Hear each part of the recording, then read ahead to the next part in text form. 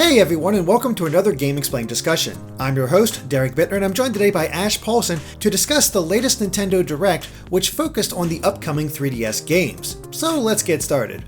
Well, Ash, we have approximately 30-minute Direct showing off a bunch of new 3DS stuff. We have Super Mario Maker 3DS, we have Yoshi's Woolly World 3DS, and we have Pikmin 3DS, along with stuff that we kind of expected to hear. So, real quick, just general sense, what do you think of this Direct overall?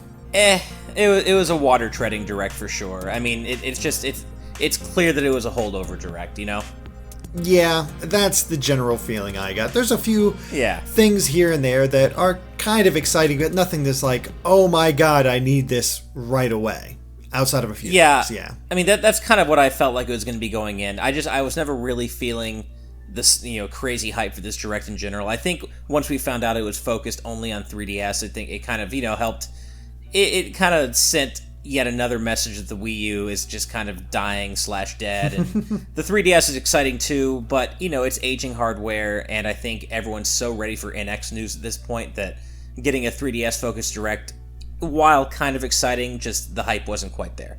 Yeah, I mean, the thing is, they showed a lot more new things than I expected them to. There's several new games. A lot of stuff came out a lot sooner than I thought. I mean, there was a lot of things. There's like, by the way, this is available now.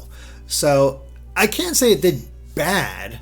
It just, there wasn't anything here that was as exciting because, again, two of the big announcements were games that were on the Wii U and now on the 3DS. If that's not a death knell for the system, I don't know. That's the thing is, I totally get why they're doing it from a business standpoint, but I am not a fan of this kind of continuous series of Wii U to 3DS ports. Like, I just don't really care about Yoshi's Woolly World and Mario Maker coming to 3DS because I already have them on Wii U, and I feel like, much like Hyrule Warriors and Hyrule Warriors Legends, especially with Yoshi's Woolly World, I feel like the definitive experience really is still going to be on Wii U just because of the breathtaking graphics. And I don't know, certain things like, Mario Maker 3DS you can only play Wii U levels. You can't play other 3DS levels. You can't even share your levels online.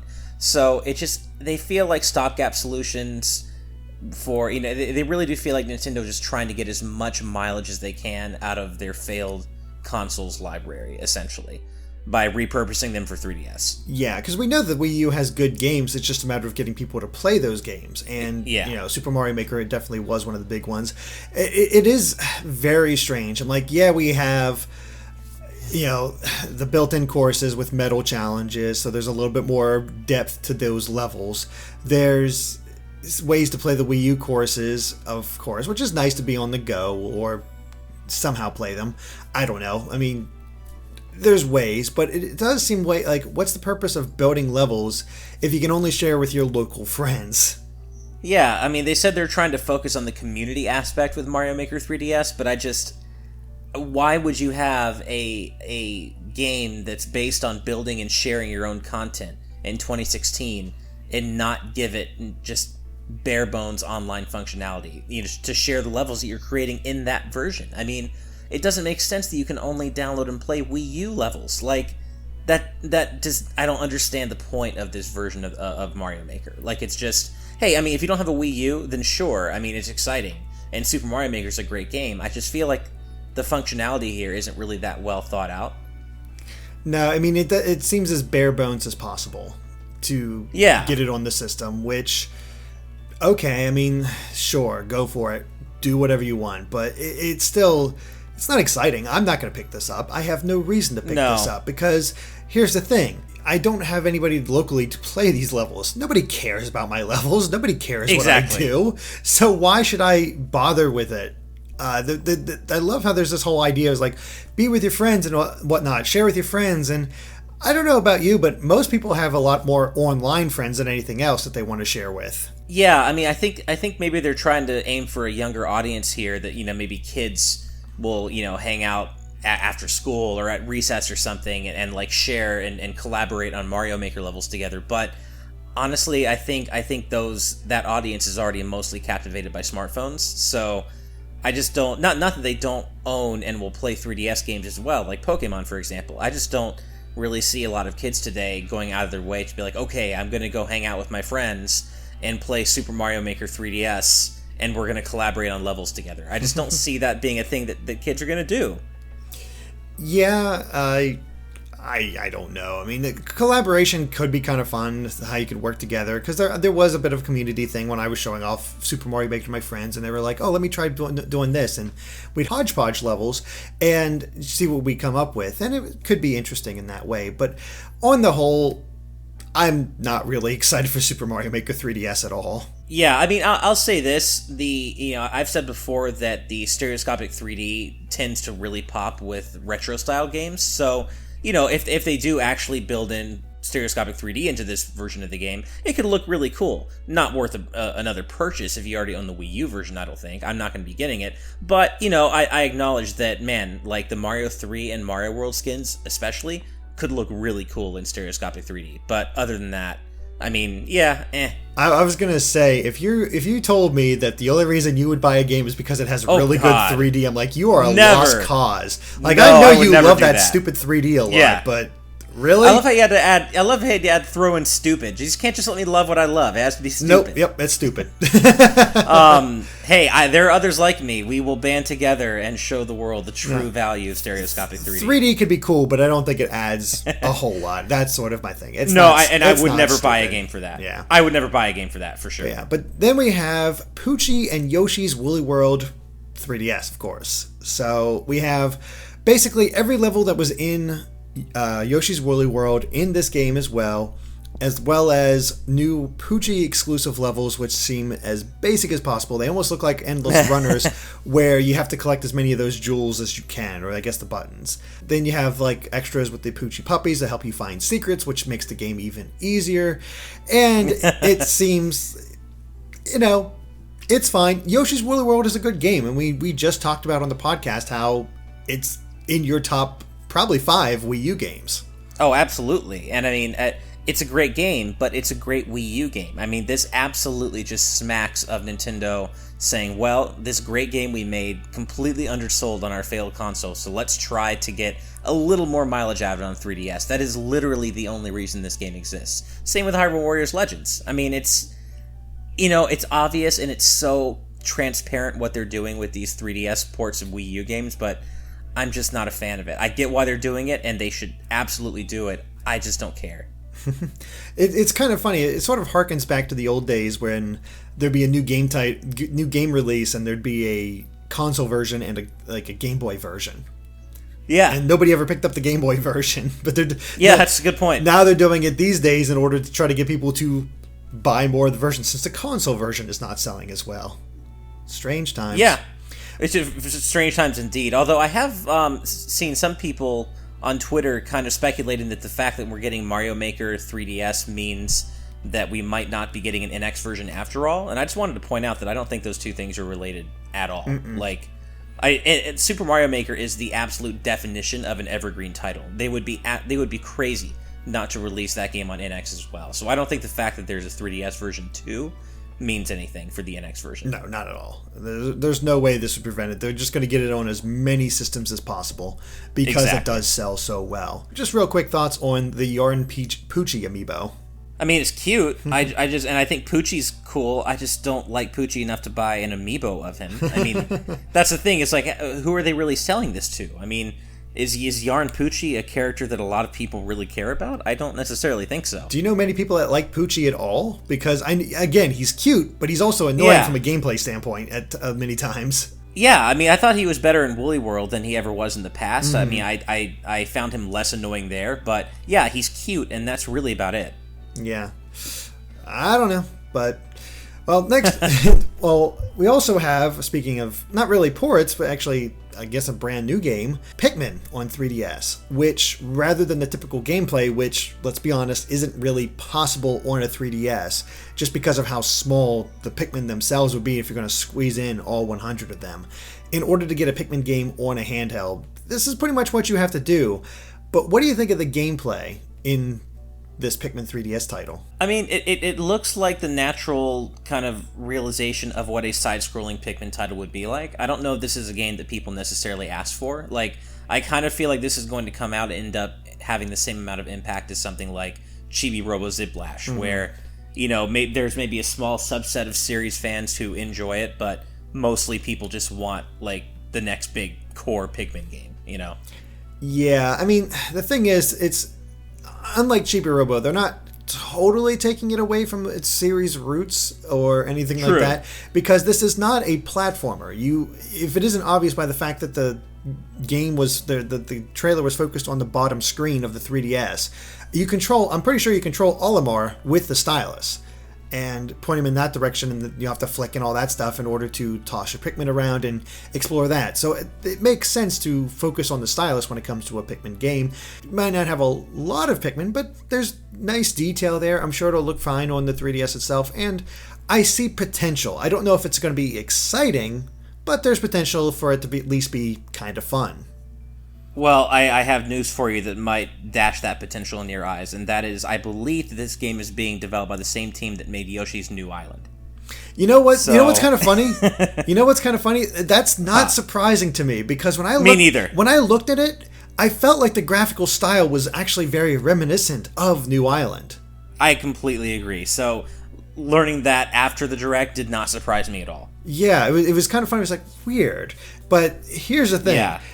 As long as the music is not as bad as New Island, I think we'll be okay since this. But these guys,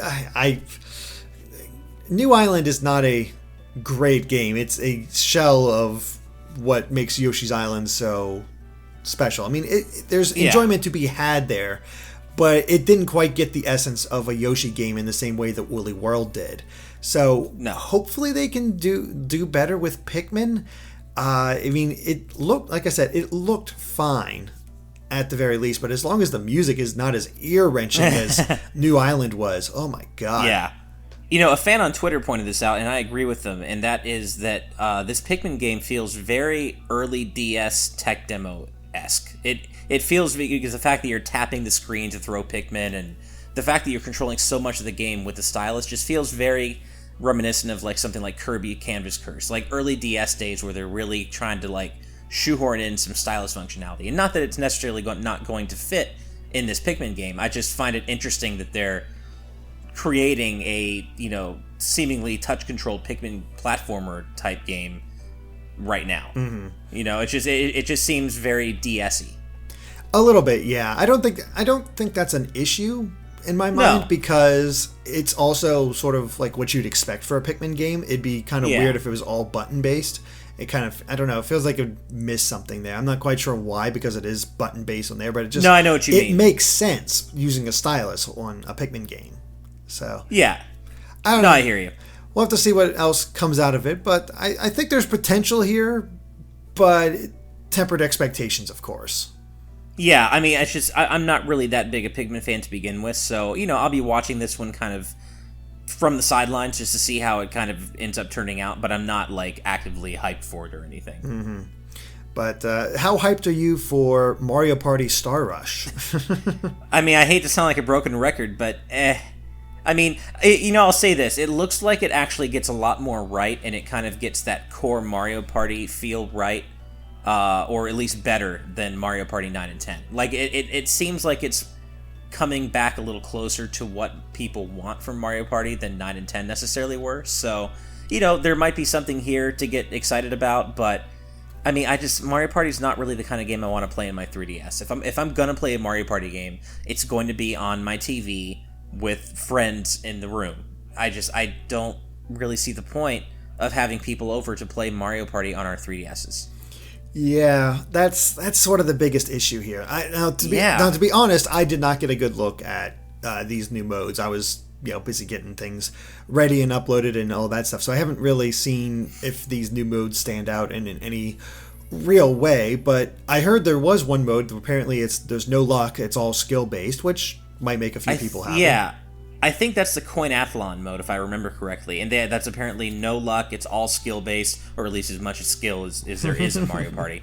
I gotta give them credit. It really does seem like they're actively trying to do something new and a little different with this game, and not just make it another Mario Party 10-esque experience, which, okay, cool.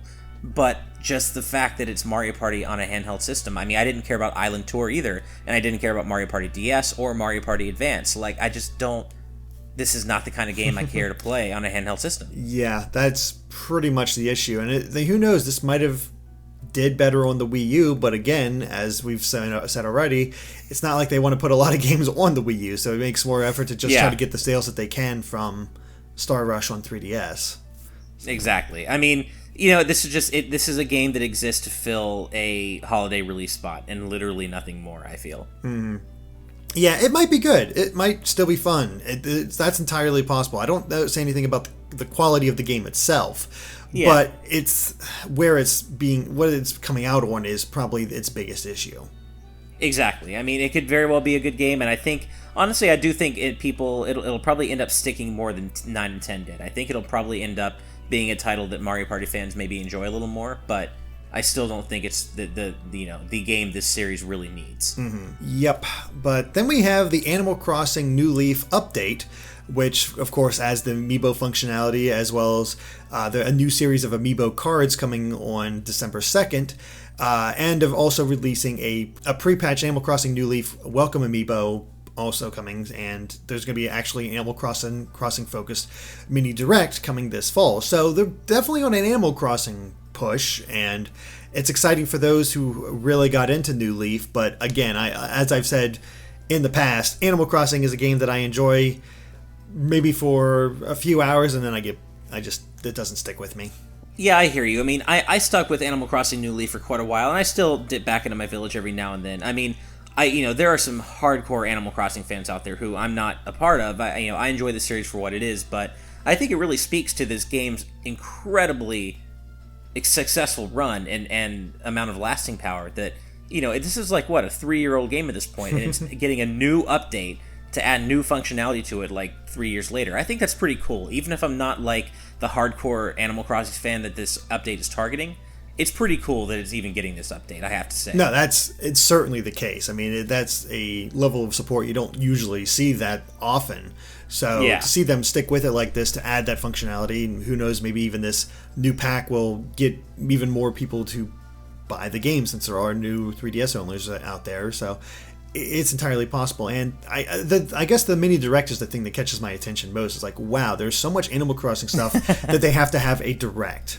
Yeah, they have to have a direct just focusing on this new functionality in New Leaf, which, I mean, cool. I think I read that the direct is going to happen on November 2nd. I think they gave the date in the Japanese direct today, so that's something to look forward to. But yeah, I mean, if nothing else, at least this gives all the poor souls who bought a bunch of the Animal Crossing Amiibo another game besides Amiibo Festival to use them with. At least it legitimizes those Animal Crossing Amiibo just a bit more, because right now, as it stands, there's almost no reason for those things to exist.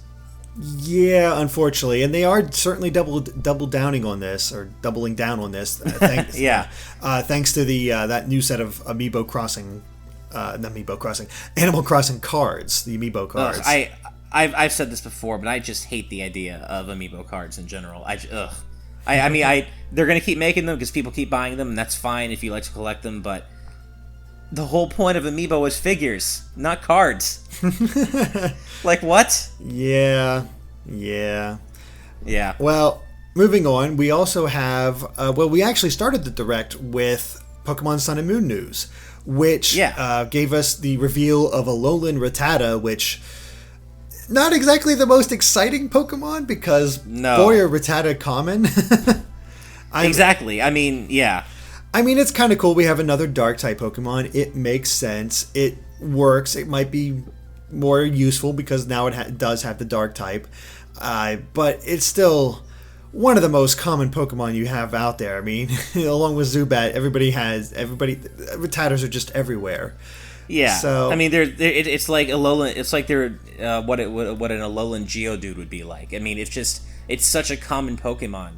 It's impossible to make Rattata interesting, in my opinion. And I'm not a fan of this design. Like I didn't really like Rattata to begin with, and then this new Dark type Rattata, I'm like, okay, it kind of looks like the kind of classic thief archetype you'd see like in an old anime with the little whiskers tied at the front, but okay, pass. Yeah. It is interesting they have not shown us a Alolan Raticate, and that has to be a thing. Oh, it's gotta be, right? Yeah. Yeah. But, I mean, at least thankfully, it wasn't just Alola and Ratatta that they showed off. We also got the Z moves and the exclusive Munchlax that it's going to be coming with the early copies of the game, which can evolve, of course, into Snorlax. And we can get the, I believe, Pulverizing Pancake Z move for Snorlax, which, God, I love that attack. That is amazing. Super cool looking. And then I think Raichu also gets its own Z move as well. Yes. I don't think it's a pre-order thing. Well, not a pre-order, but getting the thing. But it is interesting that we're getting a few more details on exactly how the Z moves work and maybe don't function how it is. It's still kind of up in the air exactly how the Z moves relate to everything. Because I did put forth a theory about how they might just sort of tie into the moves that you have in your on your Pokemon, and that determines what they have. But then we have sort of a wrench in here with exclusive moves and different ones. So I'm not sure what we're in for when it comes to these Z moves when Pokemon Sun and Moon comes out. Yeah, I don't either. I mean, one thing I think we can say for sure is that the competitive metagame with Sun and Moon is just going to completely change things, or at least unless the community just ends up banning everything new, like Z moves and whatever Mega Evolutions, if those are still in, unless they just take all this new stuff and just throw it out, then that's one thing. But it really does feel like that Sun and Moon with all this new stuff is going to really change up the metagame. Yeah, no, I think that's definitely possible. It's a new take, and it's kind of cool that we have Z moves that are exclusive to certain Pokemon, but it seems like most of them are moves that can be used by any Pokemon, which gives it a little bit more of a, I don't know, different ideas that you can go with. There's a lot of different ways you can make your team work, and that's exciting in and of itself. So, yeah, I mean, nothing mind-shattering or anything like that, but new Pokemon and some Z moves, okay, I'll take it. Even though Rattata, not the most exciting one out there. I mean, they probably went with Ratatta today just because, they probably figured that specific Alolan form wouldn't be exciting enough for its own, Sun and Moon news update. So they probably just wanted to have something to throw in to the Direct, and why not use that? Yeah, that makes sense. Yeah.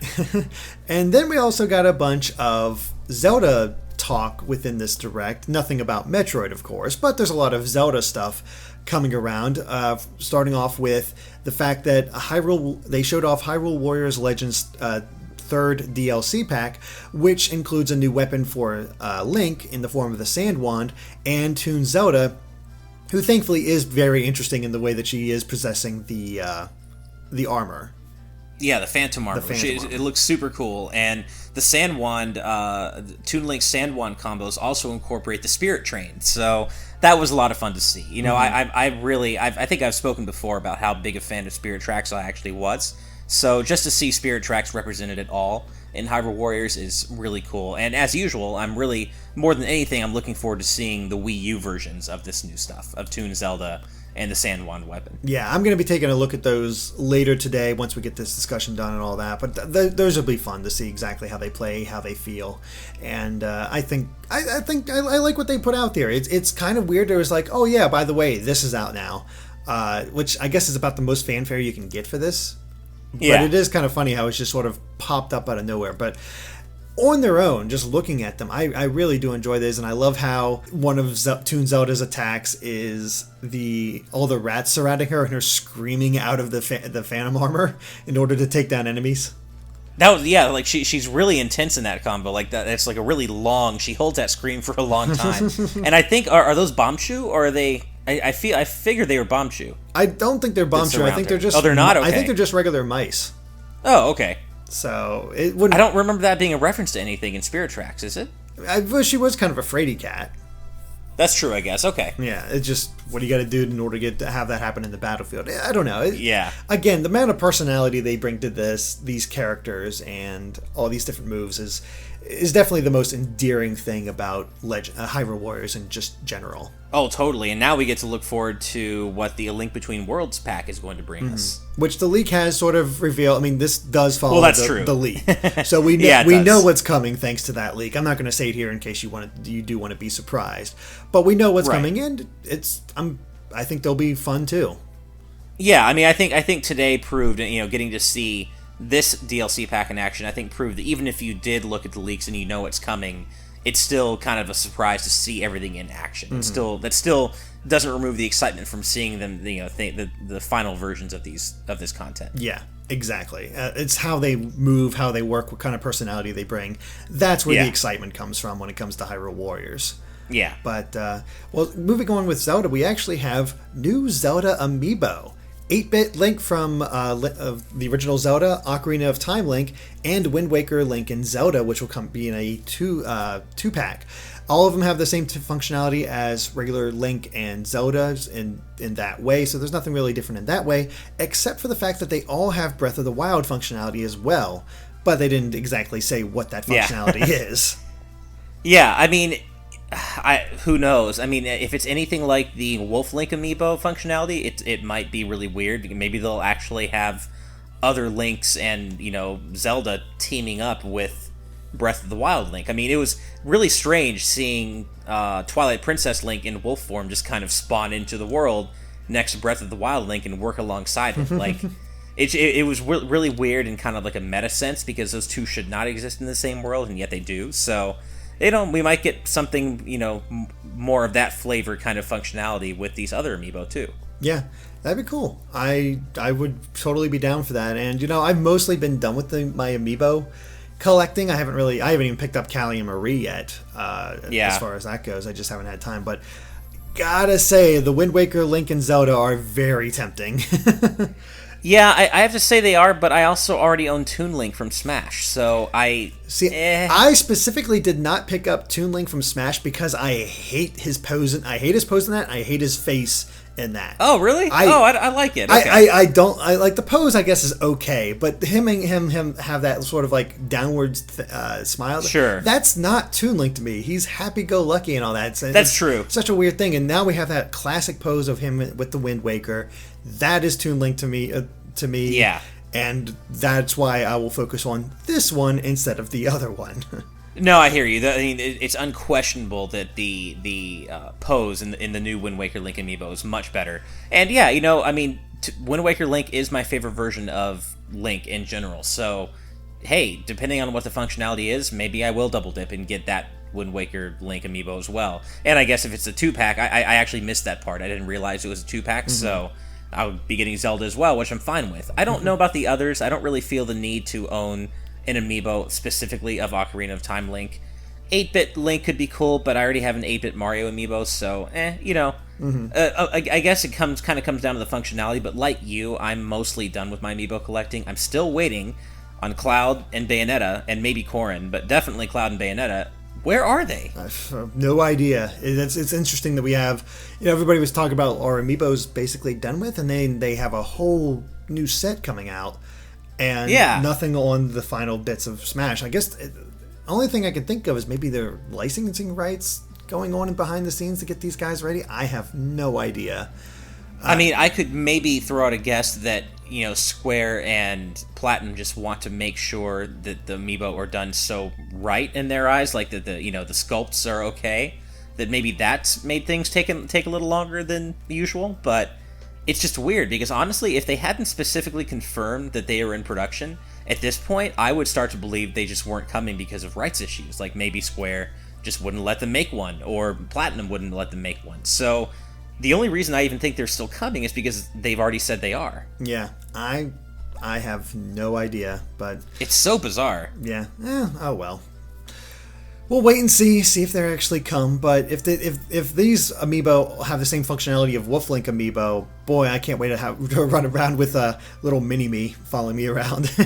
Oh, like little Toon Link or something? Little Toon Link following me around. That would be very cool. Or even 8-bit Link too. That would be pretty neat. Oh yeah, that would be cool. Yeah. The last bit of Zelda news we got, though, is that Skyward Sword was released on the Wii U eShop today, which is pretty cool. I'm a big fan of Skyward Sword. I know a lot of people do not enjoy that game, but I still find it to be one of the better in the series. At least one of my favorites in the series. I should put No, I hear you.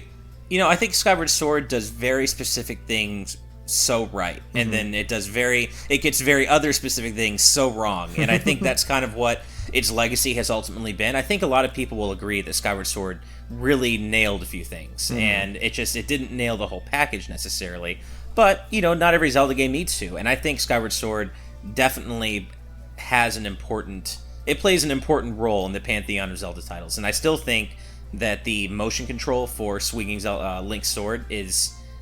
I never wanted to go back to just mashing a button to attack. And that still holds true. I mean, Breath of the Wild, I can't wait for it, but it didn't feel as fun fighting to me as it did in Skyward Sword.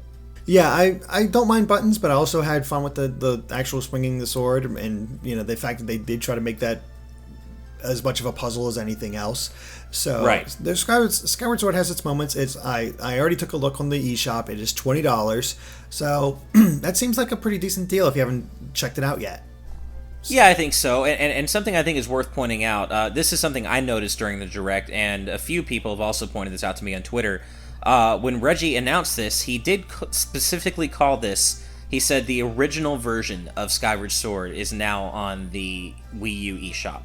Which could mean nothing, it could just be throwaway language, whatever, but it's a little interesting that he specified the original version of Skyward Sword, because that possibly suggests that maybe there is a non-original version in development, i.e. an HD version. So, it's just speculatory, but it is interesting. I noticed that as well. I was trying to think at the time, I was also busy, but I was also trying to think, it's like, original version, what other versions were there? And exactly. I couldn't think of anything. That did pop up, It's interesting.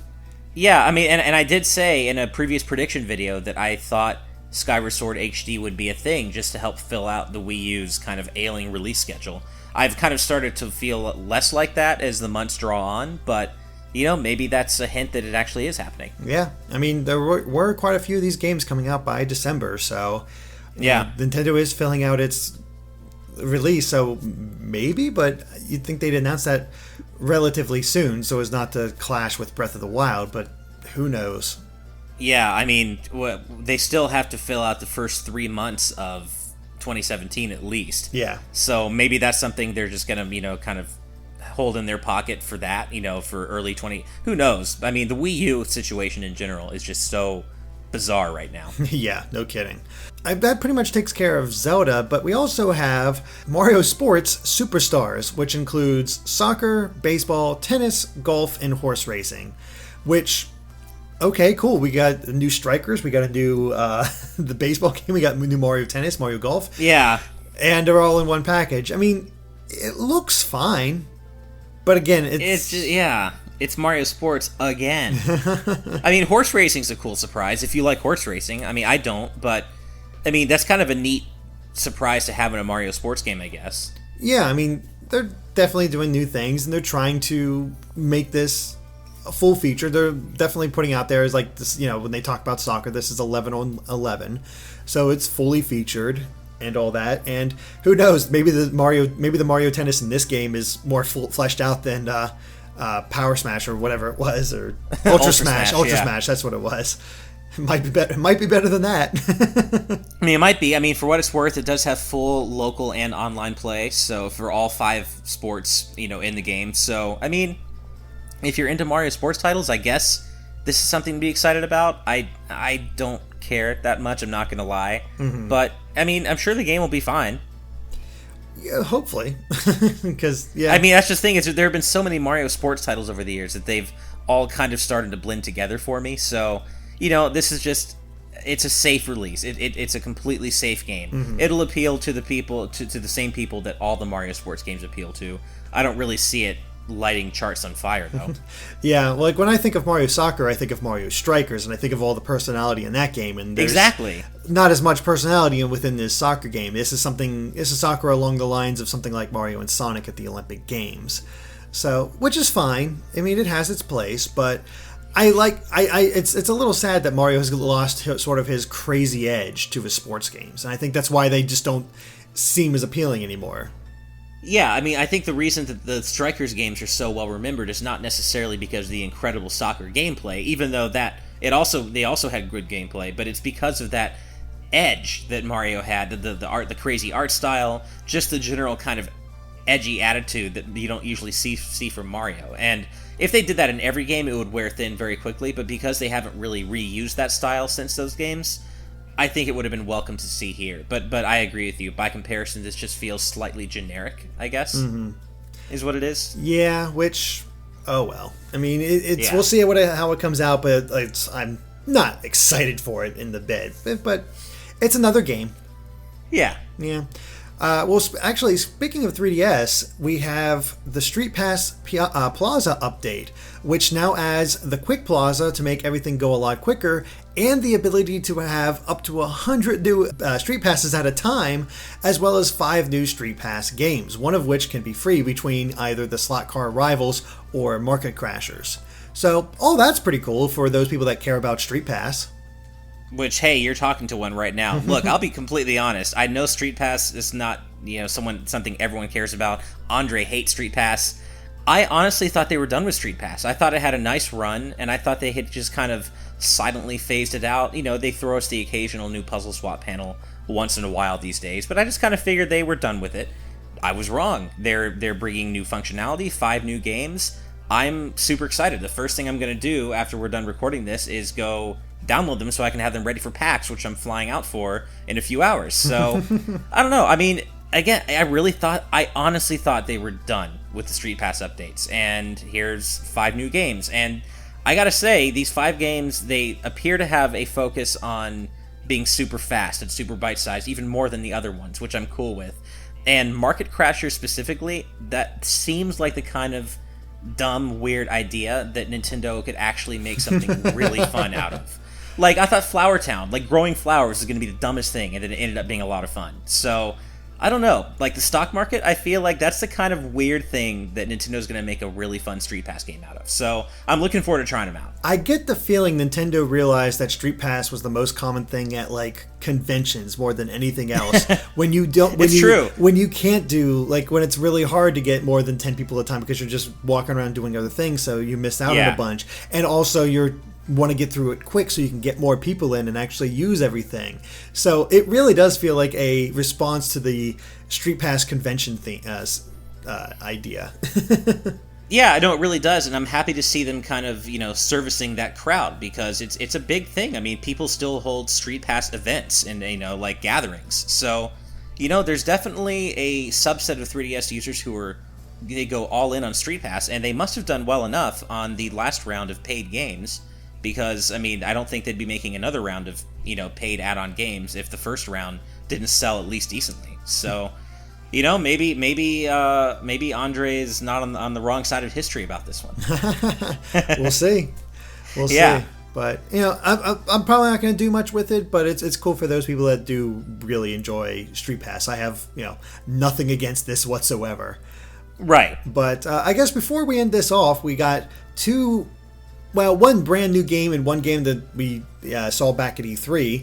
The brand new game is Tank Troopers, which is an eShop exclusive and has various characters loading up at the tanks, and depending on the character in the tank, you get new abilities, plus the ability to have 6-player co-op, which I didn't get a good look at this game because I believe I was uploading something else at the time, but it seems fine. Yeah, it's not really my thing. I mean, I just think it's kind of one of those. It's one of those quirky eShop only releases that'll find an audience, and I think it'll find a specific audience of people who likes it or who really like it. But beyond that, I don't know. I'm getting kind of like a Dylan's Rolling Western vibe from this, where it's like, okay, it'll be cool, but I don't know how much it's really going to have an impact. Mm-hmm. I mean, it looks fine. It's tank combat and whatnot. I was actually hoping for like sort of an Advance Wars connection kind of thing. I thought that would have been I was kind of getting really an cool. Advance Wars vibe, though. I'll say that. Yeah. Like the kind of the cartoony anime vibe with tank warfare. It did kind of give me an Advance Wars vibe, but it obviously not in the way that people just want a new Advance Wars game, and I get that. Yeah, unfortunately not. But, again, it might be good. It's hard to say just from this quick look, but we'll see. But then we also have Ever Oasis. And again, I was busy uploading something else, so I missed out on what this is. But the pedigree is interesting there. The concept seems good enough, and I don't know. This feels like one that might surprise people in as far as how good it actually is.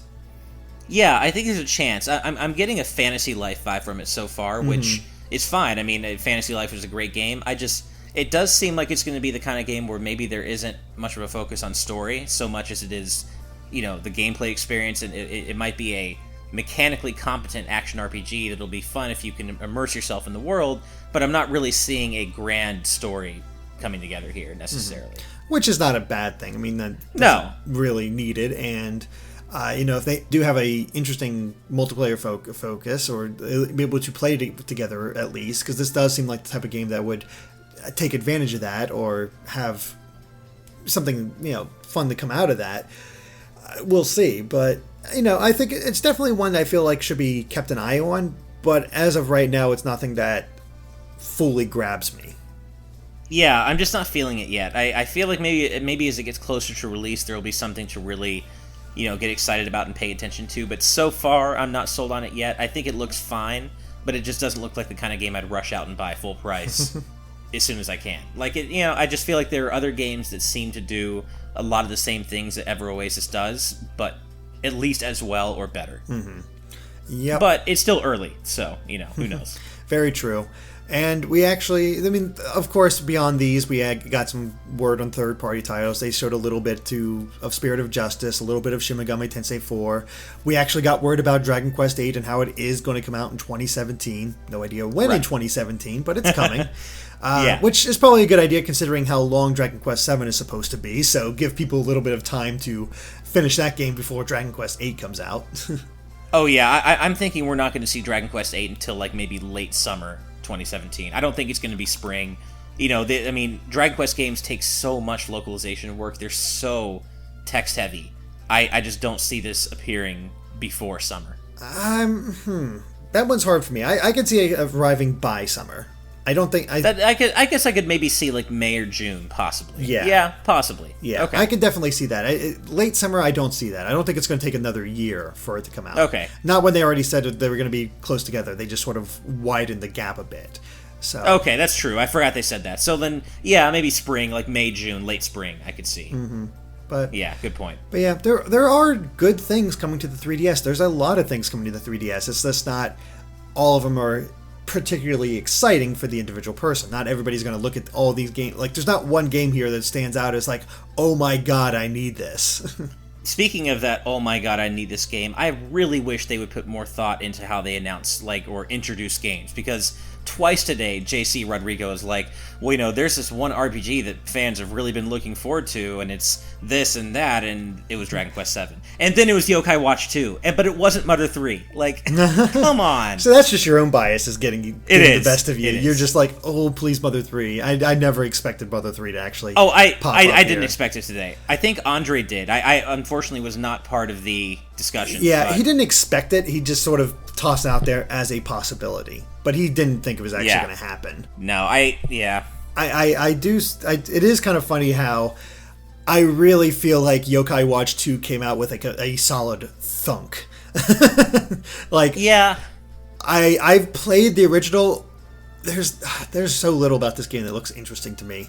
I don't know why. I know it has fans. It has a lot of personality. It's made by Level 5, which is I do enjoy them as developers. I don't know why Yokai Watch just feels like Yokai Watch 2 feels like just a nothing to me. Because you already are looking forward to Pokemon Sun and Moon, and it scratches the exact same itch. That's why. Mm-hmm. Yeah. I can say the same thing as a Mega Man Battle Network fan. It's that other dual version yearly release game that's not Pokemon that you can be a really big fan of if you're already a fan of the IP. For me, that was Mega Man Battle Network, because I love Mega Man, but, I'll admit, it didn't have, I don't know how much it actually did to draw away the Pokemon audience. It did well enough for itself, but Yokai Watch is like that. It scratches that Pokemon itch for people who are not into Pokemon. Yeah, pretty much. And, especially with Sun and Moon coming out and looking as good, that is probably the game in here. That is the game in here that's oh my god, be excited about this, but it also had the least amount of information in quite a while, or at least amount of non-information, I should say. So that's probably why it didn't quite stand out as much. This was just a very I guess safe direct is the way I want to go with it. There's nothing amazing or anything like that, but I think safe is fair. Safe and solid across the board. Yeah, I think it was a little underwhelming, maybe underdelivered a bit, but I don't know how many people expected this to really be an incredible direct either. So I don't think it's really a huge loss. I think it was fine. And now we just have to wonder, A, when is the NX info drop happening? And B, will there be another Direct focused on Wii U or Color Splash or something before the end of the year? Because, I mean, again, there's that elephant in the room. If Mother 3 is going to happen, it's most likely got to happen this year, especially if it's going to be for the Wii U, which it seems like it would be. And that's what the rumors have led us to believe. Yeah. So that's what we have to wonder at this point. I have no idea. We'll see what Nintendo does, but yep. Yeah. I mean, it was fine. I think that's it was fine. Yeah. But, alright, I think that covers it for our Nintendo Direct discussion, so thank you for watching, and if you like this video, be sure to like us on Facebook and Twitter at GameXplain, and of course stay tuned to GameXplain for more on the 3DS and other things gaming too. Until next time, bye.